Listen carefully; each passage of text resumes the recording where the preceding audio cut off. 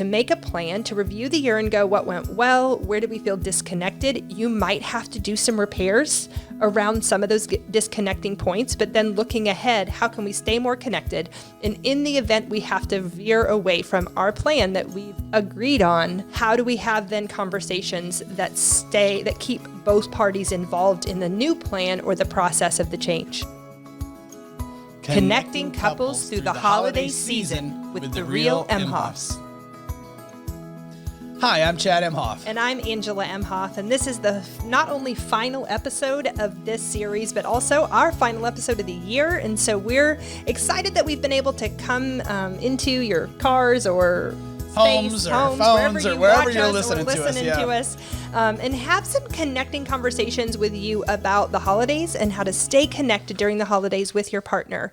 And so in a very similar fashion to what we've already discussed, we're going to talk in this episode about how to kind of review the year and really pay attention to the places where we felt connected, the places where we didn't feel connected, and make a plan for next year, what we want that to look like, how to set goals together. That can be a really stressful time for people, but how to kind of be more intentional about having a connected relationship and making space in our months and year to actually have these connecting conversations. 2 or 3 years ago, Angela and I had a conversation about this, and I think it was because at work we do this. We both work for places that schedule the next year, and we actually do that in November. So we schedule everything through the next December. It's like a planning meeting for the following year to get everything on. I was like, okay, I've got to write all this down. And I brought the calendar home, and I kind of said, hey, Ange, here's my calendar. And she's like, oh yeah, here's my calendar. And we kind of combined the two calendars, and we're like, we should do this for our year. This makes a lot of sense if we're going to, try to plan a trip or go somewhere or do something, or if we want to have some bigger events, we want to make sure that we put them on that calendar. So in some ways, this kind of came out of just necessity. This is a pretty practical episode that we want to try to help you with a little bit and just say, hey, let's see if we can make a plan and kind of get some things done that we want to get done. Because we've talked about family systems and family rules in this series, I think it also was kind of birthed out of that idea because for both of us, a lot of the times when we have a week off or vacation or it's a holiday, whether it's Christmas or New Year's or Thanksgiving, that's right. I remember that or the 4th of July or whatever the holiday is, that it's not I don't know how to word this exactly. Our families of origin tend to say, if you have a week off, you need to visit family instead of us just taking like a vacation for us. Yeah. And so we started to go, okay, wait a minute. If we look at the calendar and what we've kind of asked you guys to do over the last 6 weeks is sit down and have a holiday strategy and sit down and discuss where we're going and who we're visiting and what that looks like and where we're staying. What does it look like for you as a family? And maybe this is easy for you and your partner. Maybe it's a little bit trickier because you're navigating families of origin. But what does it look like for you to make space for you to take time out for your relationship? We've even talked about, even before Avery was born, that we would do a lot more stuff together, like go on dates or go, take a getaway weekends. And that is still really important to do even after we have kids. It's, staying presently engaged in the romantic part of the relationship. Yep.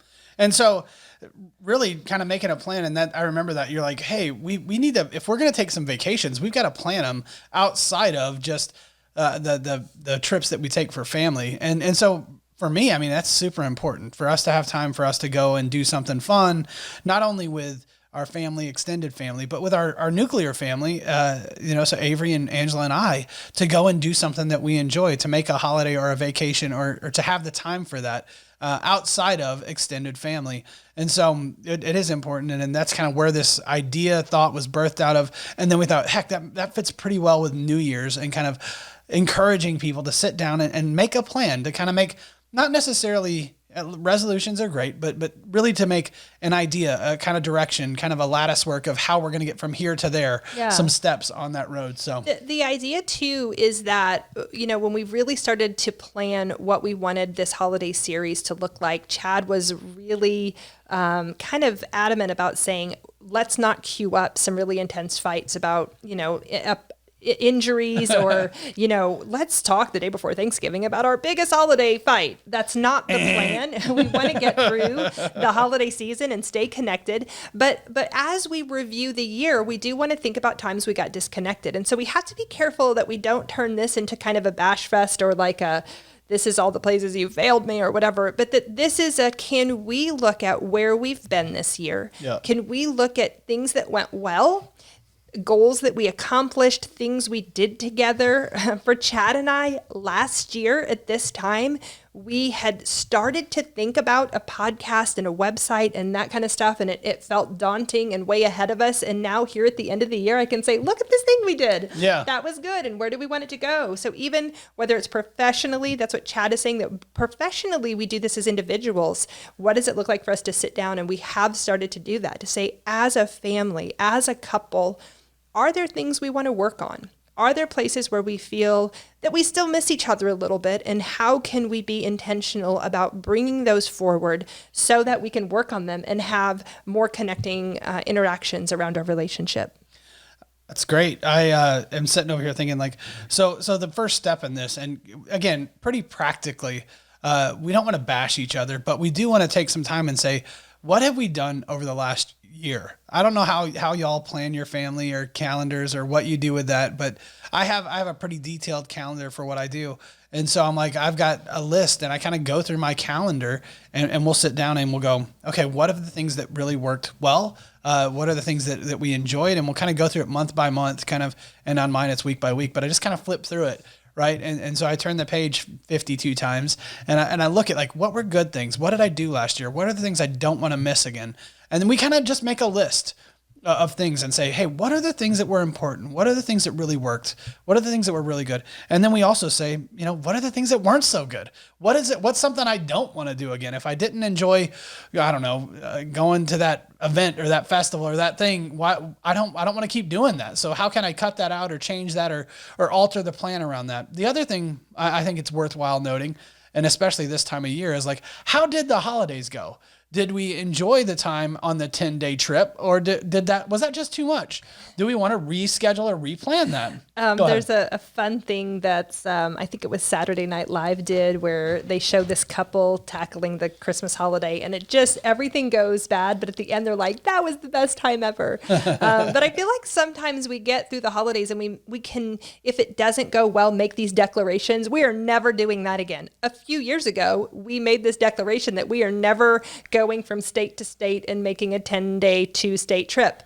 And yet here we are in I'm excited for us to go on that trip. Oh, wait, we're probably on the midst of it right now. I know, we're about to do it again. A little prayer for Chad and Angela if they're out there on the road. But the idea is to kind of go, what went well? And I think we do this, in the series that we've done previous to this one, we have talked about wanting you to go underneath the content and really discuss the emotional aspect, how you're feeling, inviting your partner in. But what Chad keeps saying is the practical reality is that we do have to kind of go back up into some content. If we're going to review the year, we're going to consider things like, how did the year go financially? Maybe somebody lost a job. Maybe somebody gained a job. Maybe somebody, like for us a few years ago, 5 years ago, we didn't have a kid, and then we had a baby, and now we have a little girl, and what that looks like if you... Everybody knows kids don't change anything, right? Everybody knows that. Good. And so the idea there is, were there losses this year that you want to take time to review? Were there gains that you want to celebrate?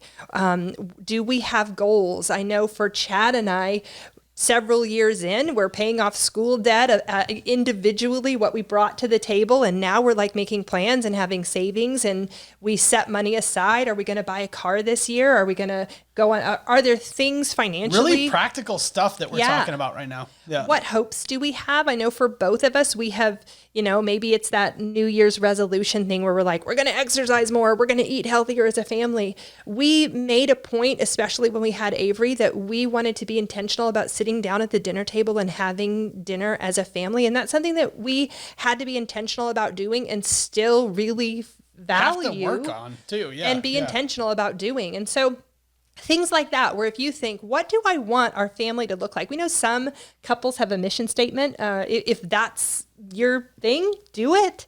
But it doesn't even need to be that big. It can just be, what do I want our year to look like? And can we align, talk about it intentionally, make a plan for it, and set some goals?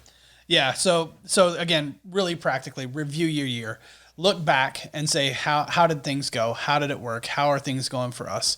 And then move forward and say, what are the things we want to include? So you probably need a calendar. We're going to get to a connect point here in a little bit, but you're probably going to need a calendar. You're going to probably have to sit down at a table, however you do that. If it's Sharpies and highlighters, or if it's just a computer and an Excel document, I don't care how you do it, but I would encourage you to take some time and say, what are the things we like? What are the things that worked? What are the things that didn't work? What are the things that were hard? Where did we lose each other? You know, it's funny because seasons affect us. And so I would encourage you to take a look at it, not just like, you know, what was good or finances, because that's important. Those are good things. And what trips, yeah, those are good things.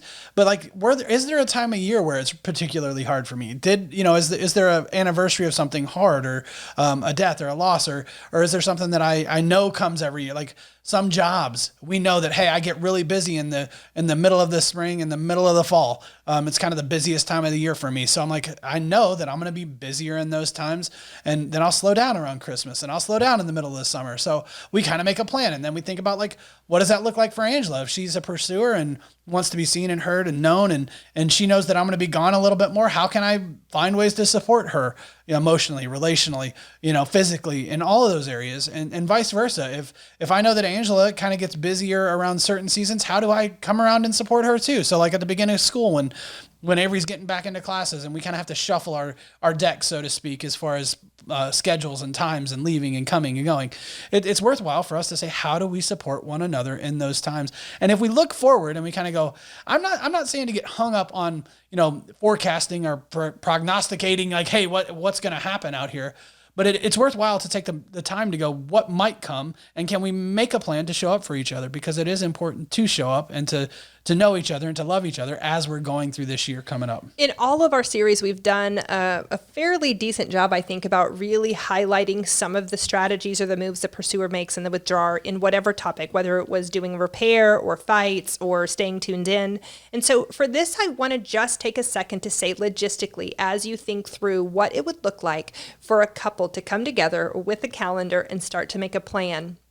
I know for the first few years of our marriage, Chad and I really had bumpy conversations around a financial plan. Yeah. Whether we were talking about tithing or saving or paying off debt or buying a house or whatever it was, we had some different ideas of what it looked like. And oftentimes when we would come to the table to talk about it, we had a hard time. I feel like I didn't do a good job of listening to him. I feel often that I wasn't really heard or understood.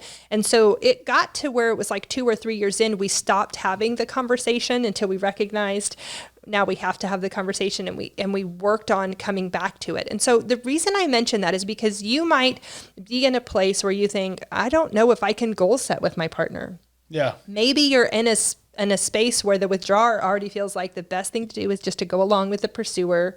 Or maybe as a pursuer, you feel like you do a really good job of thinking through all the things for very good reason, and you make a plan. And so you pitch that plan and just hope in that space that your withdrawer is going to go along with it.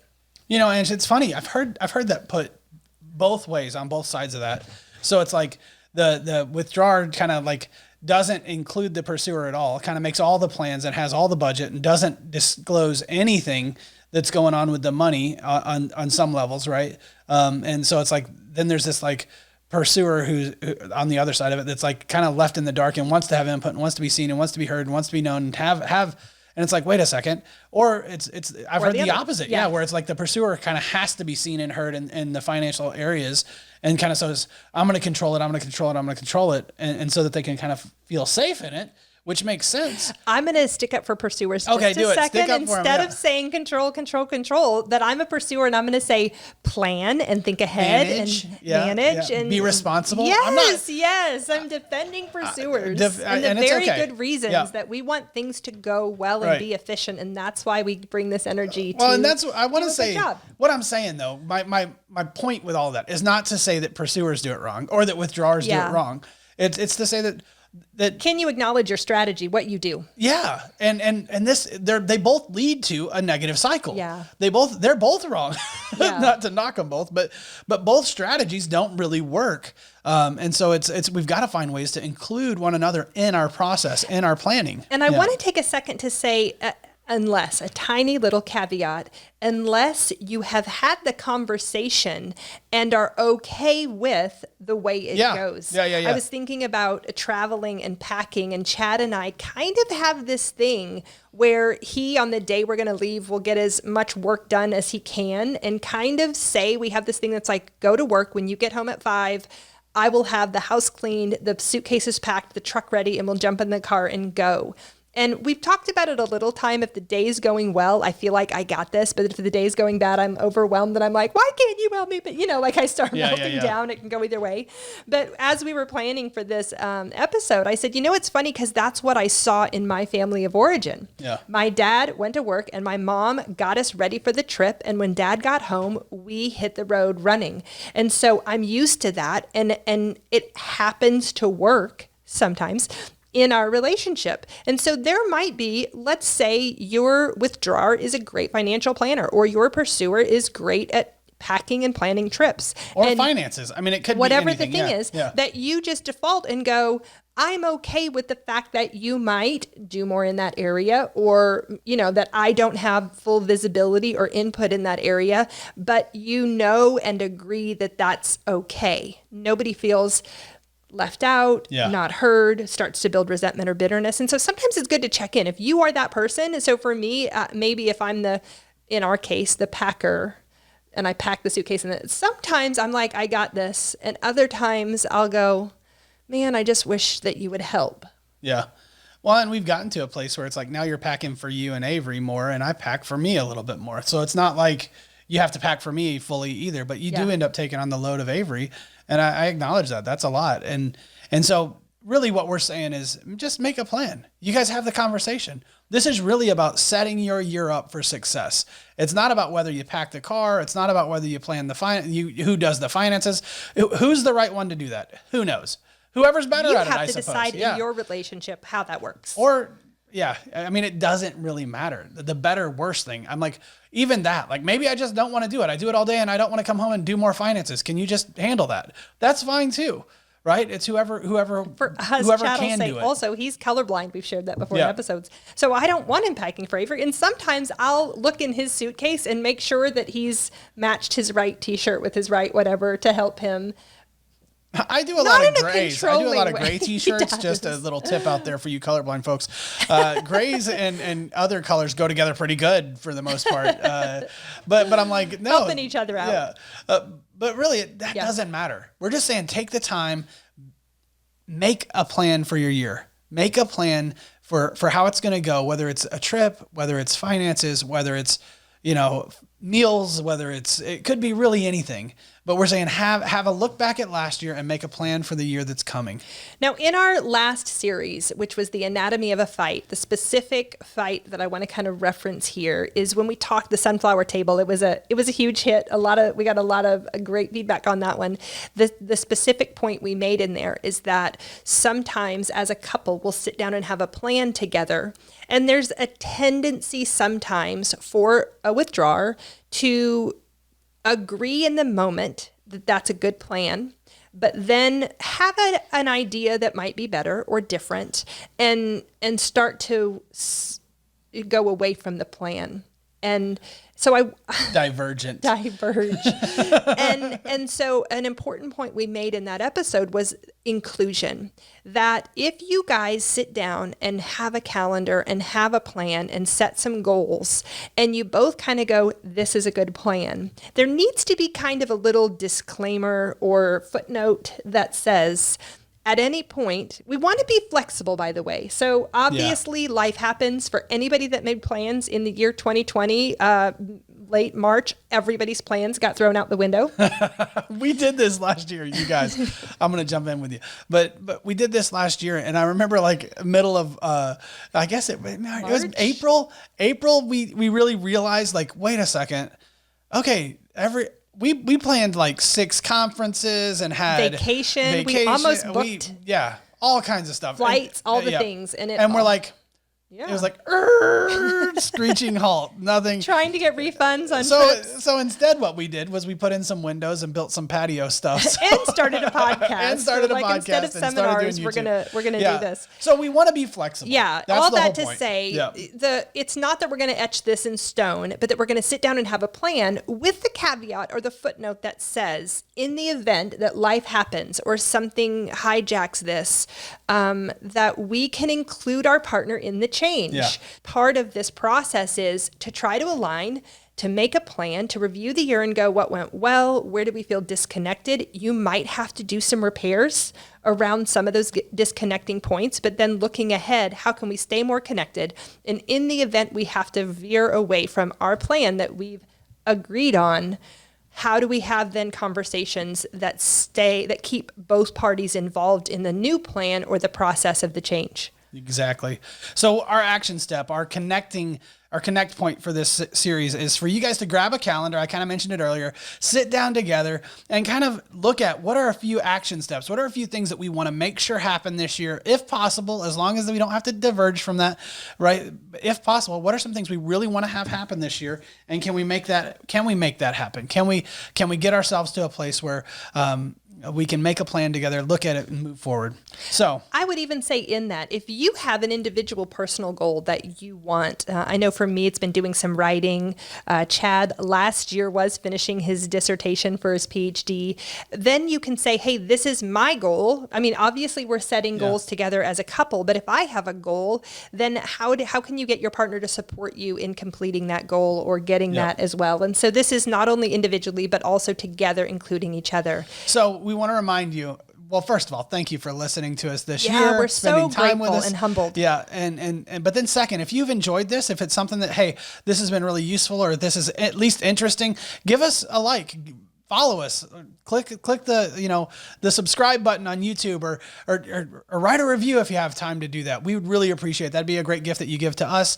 And we just want to say thank you. We hope that this has inspired you and directed you to new things and to maybe even make a plan for how you want to handle your relationship and where you want to go. We do have a Connecting Couples workshop coming up soon. So if you're interested in that, I'm not positive if it's full yet or not, but you have to check in on that. And then we do intensives. If some of this really hits home and you're saying, hey, we need to go work on this, but we don't know when or how, and you want to schedule a time to block out with an intentional effort around your relationship and you want to put that on your calendar, let us know. Reach out. We would love to have you come and join us for a weekend and work on that. We love getting feedback. We love to hear from couples, not only what they're working on and what they're succeeding at, but sometimes places they get stuck, because then we can address those. So if you have a serious topic you'd like us to address, or if there's something we can help you navigate, we would love for you to reach out to us. You can get our contact information on our website, therealmhoffs.com. We hope you've had an amazing holiday season, and we look forward to connecting with you